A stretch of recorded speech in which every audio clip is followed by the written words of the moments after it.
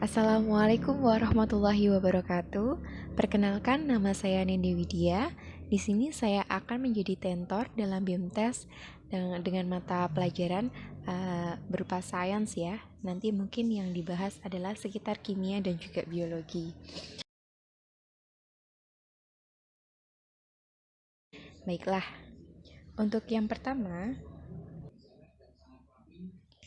untuk soal pertama kita tahu, saya bacakan ya soalnya. Suatu senyawa alkohol dioksidasi akan menghasilkan senyawa aldehid.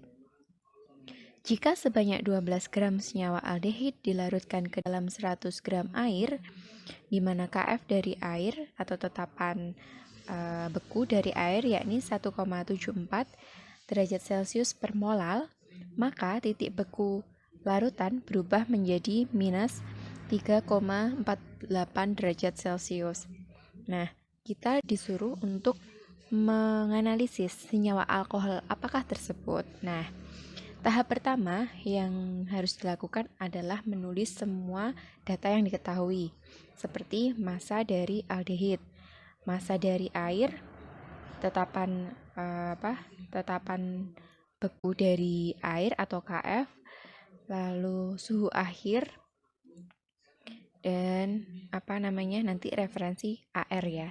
Jadi tahapan yang pertama yakni kita tahu bahwa untuk menganalisis senyawa apa kita bisa merujuk pada rumus yakni delta T sama dengan M kali Kf, di mana M adalah molalitas yang rumusnya gram per mr dikali 1000 per pelarut, yakni yang diketahui kan di sini air, jadi nanti per 100 gramnya. Baiklah, selain itu kita juga mencari delta T-nya, di mana delta T sama dengan 0 min dikurangi minus 3,48, hasilnya 3,48. Masuk ke rumus delta T sama dengan molalitas kali Kf ya. Nah, di situ tinggal dimasukkan saja masanya, itu masanya aldehid yakni 12 gram. Jadi ya tadi 3,48 atau delta T-nya sama dengan masanya atau gramnya diisi 12 gram per mr, nanti itu yang dicari, atau massa molekul relatif dari aldehid ya, dikali 1000 per 100 itu adalah massa air sebagai pelarutnya, dikali Kf-nya, nilai Kf-nya ada 1,74. Lalu di perkalian biasa disilang-silang sampai ketemu mr-nya 60.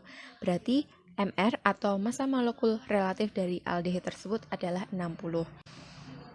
Nah, kita tahu bahwasanya aldehid dan alkohol adalah berisomer gugus fungsi, jadi memungkinkan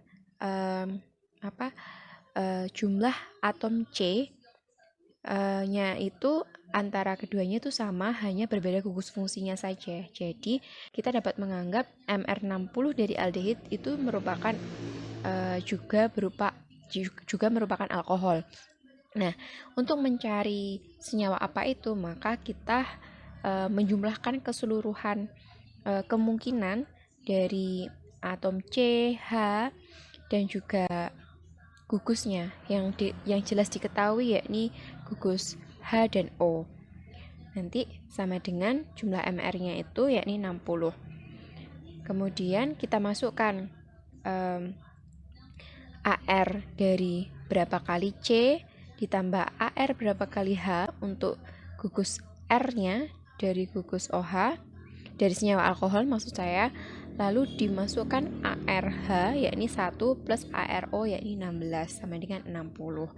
Nanti dihitung-hitung dan ketemu kalau jumlah C yang memungkinkan untuk nilai AR 60 pada senyawa alkohol yakni C3.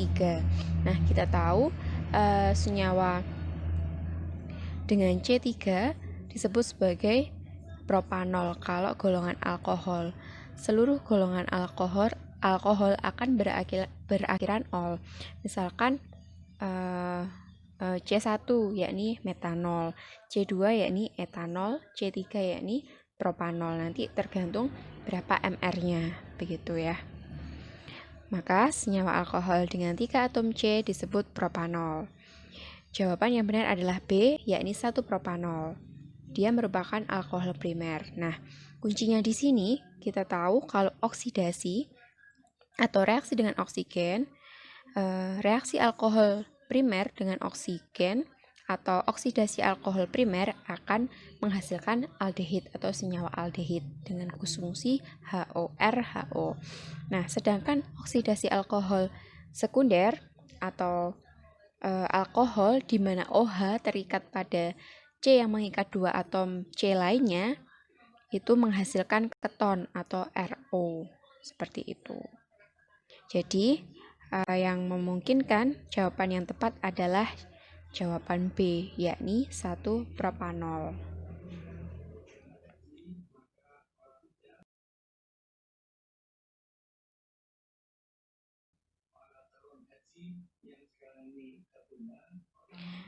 Oke, lanjut ke soal nomor 2. Atom unsur X memiliki massa atom relatif atau AR 32 dengan neutron 16 dalam sistem periodik unsur X terletak pada. Nah, untuk mengetahui golongan dan periode dalam sistem periodik, kita bisa menggunakan rumus splitting elektron ya. Dengan memecah-mecah memasuk-masukkan elektron ke kamar-kamar di seperti yang tertera pada ini.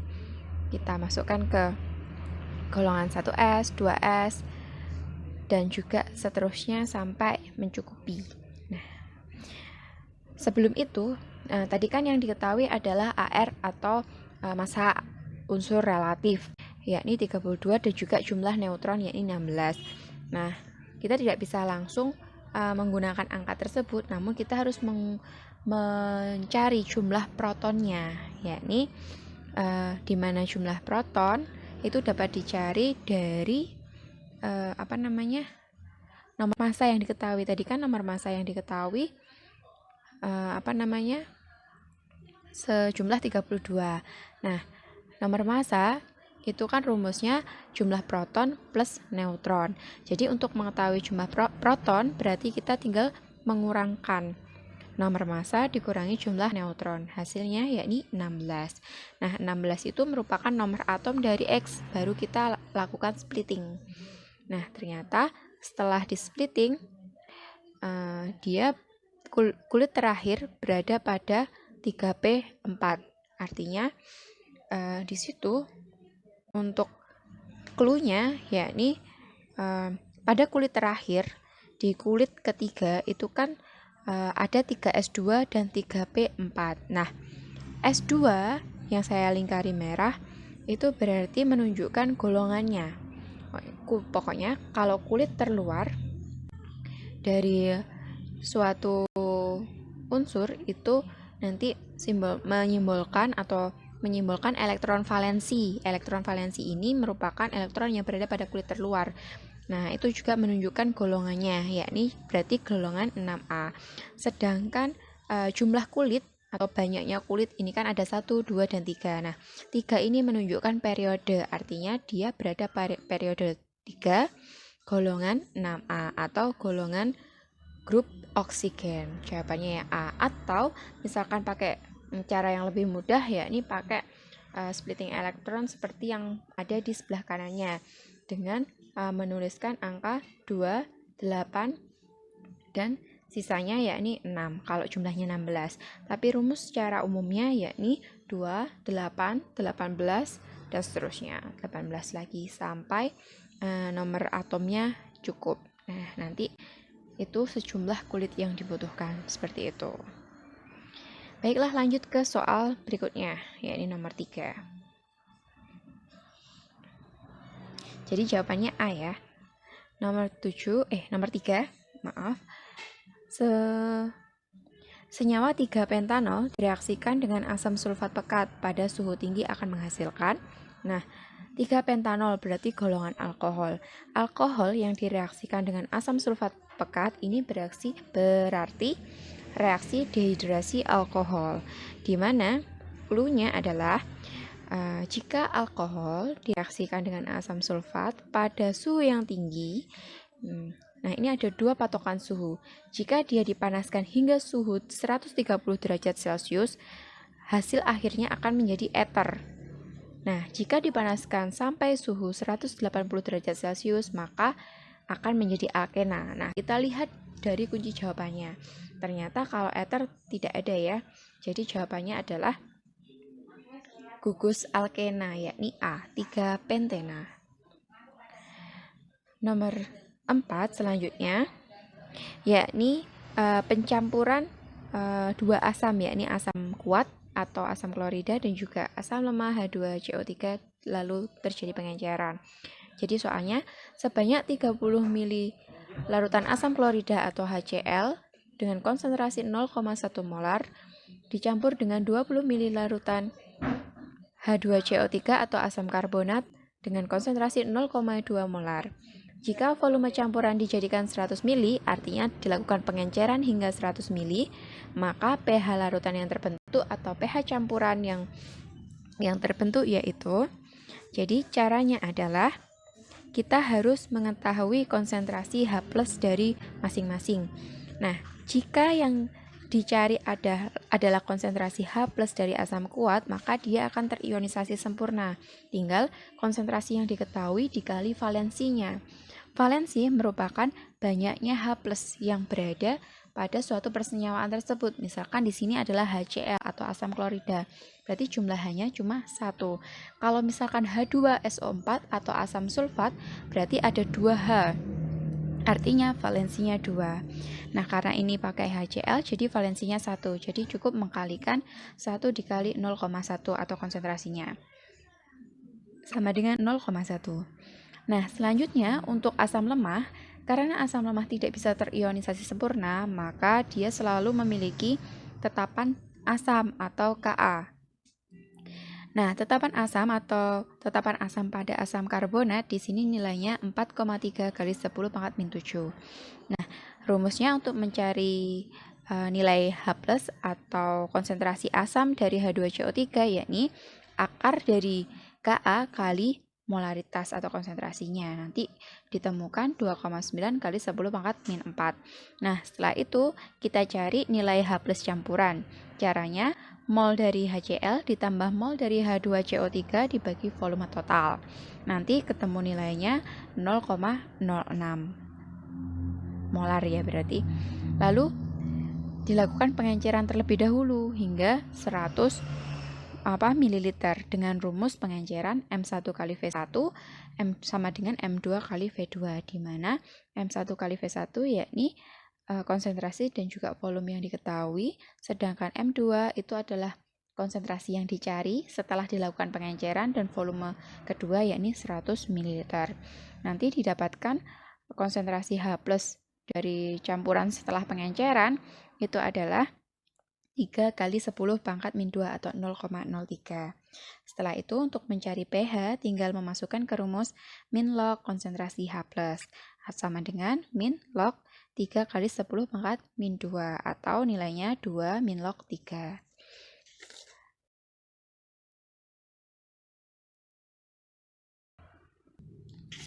Nah, selanjutnya untuk soal yang kelima yakni kita mencari reaksi pembentukan dari amonia yang berasal dari gas hidrogen atau H2 yang direaksikan dengan gas nitrogen atau N2 menghasilkan amonia atau NH3.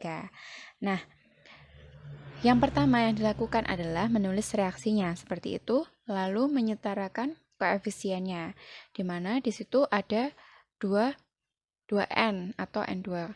Jadi di sebelah kanan jumlah N-nya juga harus 2. Nah, kita tahu di sebelah kanan jumlahnya menjadi 6, yakni 3 dikali yang 2 di depan menjadi 6, jadi yang di sebelah kiri harus dijadikan 6 juga. Nah, perbandingan koefisien di sini bisa juga digunakan sebagai perbandingan molnya. Sehingga dari sini kita tahu reaksi pembatas atau jumlah mol terkecilnya, yakni 1 pada N2. Jadi 1 mol itu dijadikan reaksi pembatas dalam reaksi pembentukan amonia. Sehingga kita tahu bahwa di akhir reaksi maka jumlah N2 tidak tersisa, sedangkan jumlah gas hidrogen bersisa 2 mol dan terbentuk 1 mol NH3. Jadi nilai jawaban yang paling tepat adalah jawaban A, di mana gas N2 habis bereaksi. Seperti itu. Lalu di soal selanjutnya, baik, soal ke-6, yakni adanya industri batubara pada suatu lingkungan. Nah, industri batubara pada suatu lingkungan akan mengakibatkan adanya emisi gas buang pada lingkungan tersebut, yang mana gas buang ini pada udara jika terjadi hujan dan turun ke tanah akan memungkinkan terjadinya hujan asam. Nah, hujan asam itu terjadi karena apa? Ada berbagai macam faktor. Nah, beberapa emisi gas buang yang memungkinkan karena adanya industri batubara ini diantaranya adanya gas karbon dioksida atau CO2, adanya gas SO2 dan juga NO2, di mana gas-gas ini yang akan bereaksi dengan air akan menghasilkan beberapa senyawa, diantaranya H2SO4, yakni asam pekat, asam sulfat, dan juga H2CO3 atau asam karbonat, dan juga HNO3. Nah, dari ketiganya ini yang terkuat adalah asam sulfat yang memungkinkan terjadinya korosi yang lebih tinggi pada kendaraan bermotor. Jadi jawaban yang paling tepat adalah jawaban yang C. Oke. Selanjutnya nomor 7, adanya fenomena di mana es akan dimasukkan ke dalam botol. Nah, pada gambar kita ketahui di sebelah kiri merupakan es yang baru saja dimasukkan ke botol, dan di sebelah kanan adalah es yang sudah beberapa saat mengalami perubahan atau mencair. Nah, sebenarnya kenapa es bisa mencair? Nah, hal ini dikarenakan es yang berada di dalam botol itu merupakan sistem, sedangkan udara di sekitarnya merupakan atau disebut sebagai lingkungan. Nah, es kita tahu bahwa suhu es adalah di bawah 0 biasanya, sangat dingin seperti itu. Namun suhu lingkungan itu adalah suhu ruang, yakni sekitar 25-28, sehingga lebih hangat daripada es. Sehingga es di sini akan menerima kalor dari lingkungan, atau dia menyerap panas atau menyerap kalor. Jadi sifatnya yakni endotherm, di mana ditandai dengan adanya penyerapan kalor, sehingga suhu di dalam botol yang berisi es akan berubah atau menyesuaikan suhu lingkungan, menyebabkan es tersebut mengalami mencair. Nah, jawaban yang paling tepat adalah jawaban B.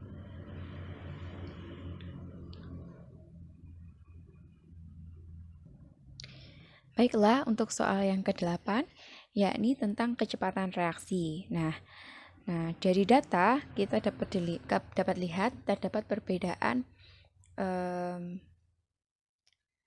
bentuk dari baik kepingan maupun serbuk, dan juga variasi konsentrasi. Nah, kecepatan reaksi itu dipengaruhi oleh beberapa faktor, diantaranya seperti panas, luas permukaan, konsentrasi, maupun katalis. Nah, di sini data yang diperoleh adalah konsentrasi dan luas permukaan. Nah, luas permukaan ini dapat dimaksud sebagai seberapa luas permukaan sentuh dari suatu partikel atau persenyawaan yang akan direaksikan. Sedangkan konsentrasi yakni banyaknya jumlah molekul dalam suatu misalkan larutan atau dalam suatu padatan, semisal seperti itu. Nah, prinsipnya seperti ini. Semakin tinggi konsentrasi artinya semakin banyak molekul, dan semakin besar luas permukaan artinya semakin besar kemungkinan dia melakukan tumbukan dengan molekul lain. Jadi yang dipilih adalah yang konsentrasinya tinggi dan juga luas permukaannya yang besar. Artinya apa? Semakin besar luas permukaan, maka dia akan memungkinkan semakin besar kemungkinan untuk bertumbukan dengan molekul lain.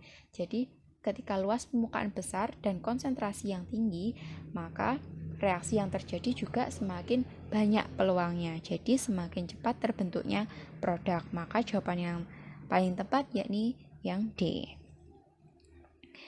Untuk yang 9, yakni larutan buffer di dalam tubuh. Terdapat 2 jenis larutan buffer, namun di sini yang ditanyakan adalah yang buffer fosfat. Sebenarnya di dalam tubuh itu terdapat buffer fosfat dan buffer karbonat. Kalau buffer fosfat bentukannya yakni berupa senyawa H2PO4- dan HPO4 2-. Sedangkan untuk buffer karbonat bentukannya berupa H2CO3 dan juga HCO3-.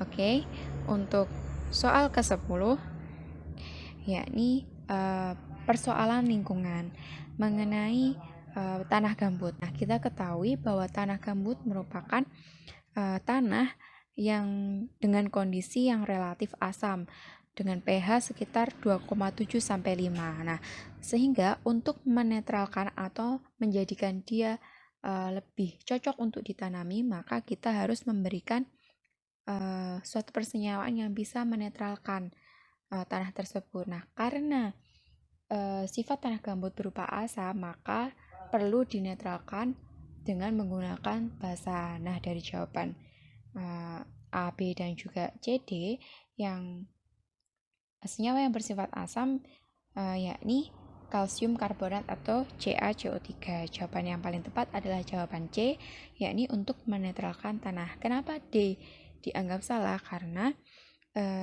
jawaban D itu kurang cocok pada bagian menaikkan pH tanah. Nah, kenapa kita tidak memilih menaikkan? Karena ketika kita memilih menaikkan, kita tidak tahu sampai mana batasan dia akan menaikkan pH atau derajat keasaman dari tanah. Nah, jika terlalu basah, itu pun tidak baik untuk pertumbuhan tanaman, sehingga kalimat menetralkan itu jauh lebih aman kita gunakan untuk menjawab persoalan nomor 10 ini. Lalu selanjutnya, reaksi antara serbuk Zn yang dilarutkan dalam larutan HCl atau asam klorida menghasilkan panas atau mengeluarkan panas ke lingkungan. Artinya, reaksi yang terjadi yakni reaksi eksotermis yang ditandai dengan energi akan berpindah dari sistem ke lingkungan atau dari campuran serbuk Zn yang dilarutkan di dalam asam klorida keluar ke lingkungan sekitar, ditandai dengan adanya panas ketika disentuh seperti itu. Nah, reaksi eksotermis ini juga ditandai dengan misalkan nanti adanya data berupa nilai entalpi atau delta H-nya berupa negatif. Seperti itu.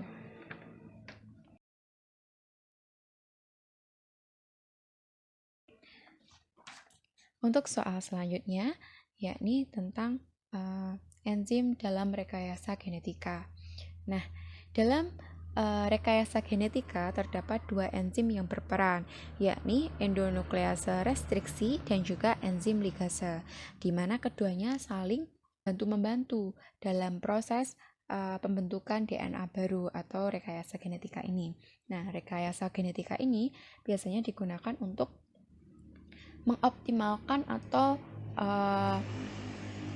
menjadikan bibit itu menjadi unggul atau baik. Misalnya kita mempunyai buah mangga yang kecil tapi manis, lalu ada mangga yang besar tapi masam. Ketika disilangkan itu memungkinkan untuk menghasilkan mangga dengan bentuk yang besar tapi rasanya manis, seperti itu. Nah, enzim endonuklease restriksi itu berperan dalam proses pemotongan DNA, lebih tepatnya pada ikatan fosfodiester, seperti itu. Sedangkan enzim ligase akan berperan sebagai penyambung DNA yang terpotong. Jadi, untuk pertanyaannya, kan apa fungsi enzim endonuklease restriksi dalam rekayasa genetik? Jawaban yang paling tepat adalah pemotongan DNA. Oke. Selanjutnya, untuk soal persilangan antara wanita normal dan juga laki-laki hemofilia. Kita ketahui bahwasanya penyakit hemofilia merupakan penyakit di mana keadaan darah yang sukar untuk membeku. Nah, penyakit ini biasanya terpaut pada kromosom X pada laki-laki. Nah, di sini kasusnya kan pada laki-laki. Kita simbolkan hemofilia laki-laki dengan simbol H kecil ya. Sedangkan wanita normal kita beri simbol XH besar seperti itu. Nah, kita silangkan terlebih dahulu antara wanita normal dengan laki-laki hemofilia seperti yang ada pada gambar. Nah, dapat diketahui hasil kemungkinan anak yang akan lahir itu adalah 50% wanita karier dan juga 50% laki-laki sehat atau laki-laki normal. Nah, ketika anak perempuan karier ini menikah dengan laki-laki normal, kita silangkan kembali, maka memungkinkan anak yang akan terlahir yaitu wanita normal, laki-laki normal, kemudian wanita karier, dan juga laki-laki dengan sakit hemofilia. Jadi jawaban yang paling tepat adalah yang D.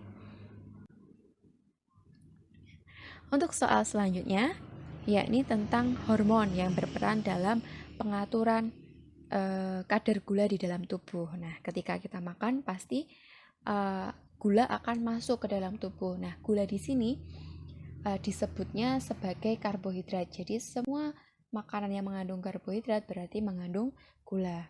Namun tetapi terkadang gulanya itu berupa gula sederhana, bukan gula yang kompleks seperti itu. Nah, berbicara tentang hormon merupakan biokatalis atau suatu katalis atau suatu persenyawaan yang berfungsi untuk mempercepat suatu reaksi. Nah, ada kata-kata bio berarti berasal dari suatu hal yang hidup atau makhluk hidup.